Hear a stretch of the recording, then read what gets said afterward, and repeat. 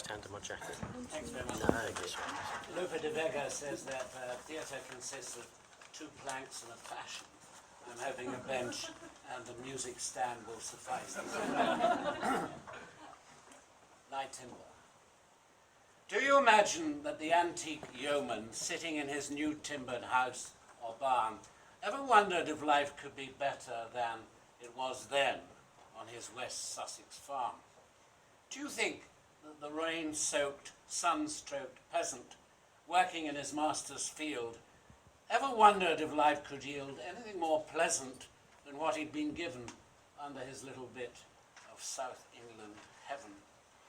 Do you think the squire, his lordship indeed, ever spared time to inquire if there was anything better to drink in life than the Normandy wine which was stored in a byre or a yard of old English mead? And did he say to his wife, if they both could read, "Oh, darling Ethel, look, we've got a mention in the Domesday Book"? In 1086, do you imagine life was fun in the newly timbered barns of West Chiltington?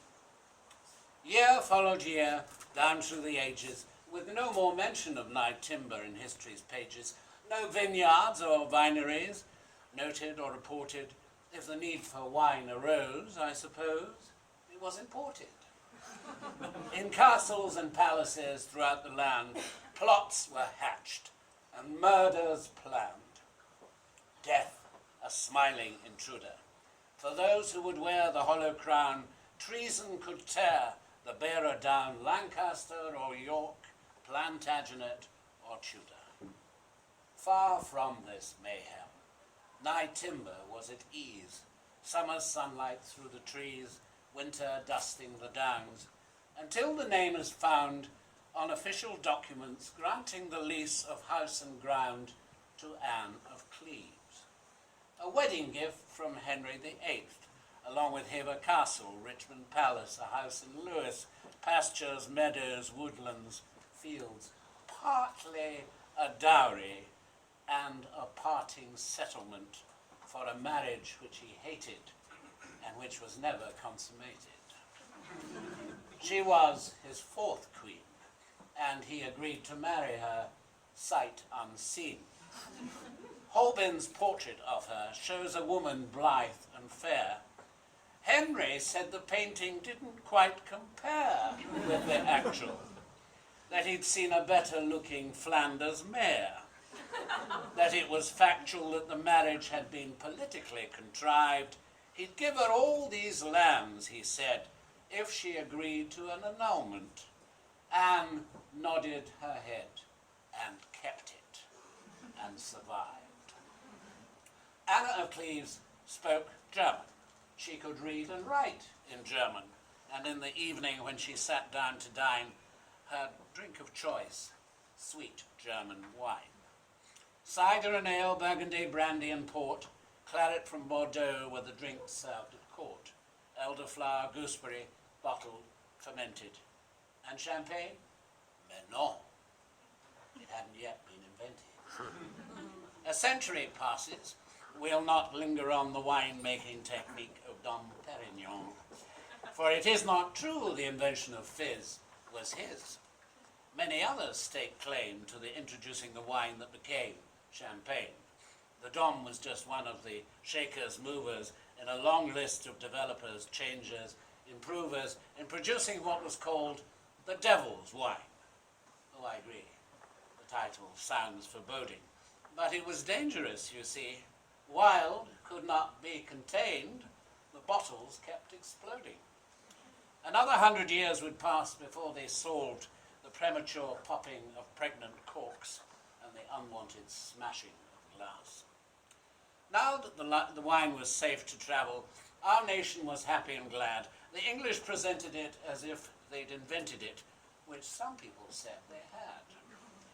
Though the record of this nation in wine cultivation contains both the good and the bad. Since the Romans went, the English have spent centuries in producing domestic and communion wine.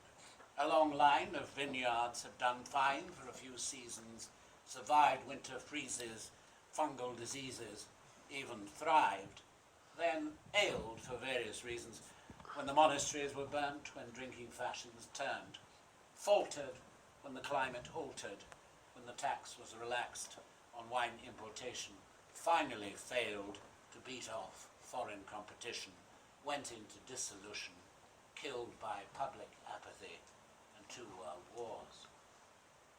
The 1950s, 60s saw a revival. English viticulture showed it could enter survival mode, learn to be scientific, more soil aware, more site specific. And the making of wine got better and better as the climate improved, became warmer and wetter. But it isn't really until 1988 when Sandy and Stuart Moss planted vines on the Nyetimber estate that our story starts to gain weight. They converted a farm to a vineyard and in a smart move attempted to prove that conditions were nice in that vicinity for the champagne grapes, the Holy Trinity, Chardonnay for fruit and taste, Pinot Noir for body and depth, Pinot Meunier for spice, and they were right. Nyetimber, the wine that sparkles, was born. Bubbly, effervescent, but shy and discreet. They forced it to meet very high standards, and it started to be recognized and prized by both the connoisseur and the man in the street. Now, it just so happened that Eric Hirama was both the man in the street and the connoisseur, what George W. Bush might have called an entrepreneur, a word he claimed the French didn't possess. But I digress. Eric bought a bottle of Nyetimber from a local store and took it home and opened it and tasted it. And there followed, well, nothing more than an eureka moment. He thought it was great, and shortly after buying the bottle, bought the estate. Because in that glass of Nyetimber, he had tasted possibilities, the chance to realize a teenage dream of owning a vineyard and producing a wine that could be cream of the crop, the top.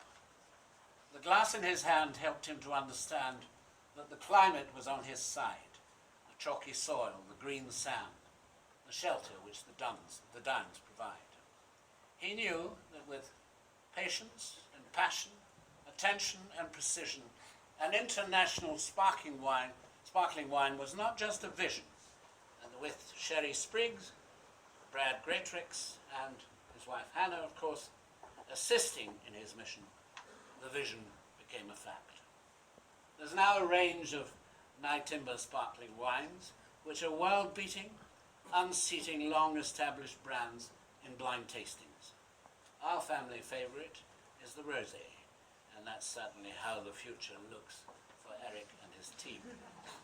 As we say 3 cheers to them and toast them, I hope you will find in your glass of Nyetimber a little taste of history, geography, topography, a touch of joy, a suspicion of a happy future, and more than a hint of a long-fulfilled dream.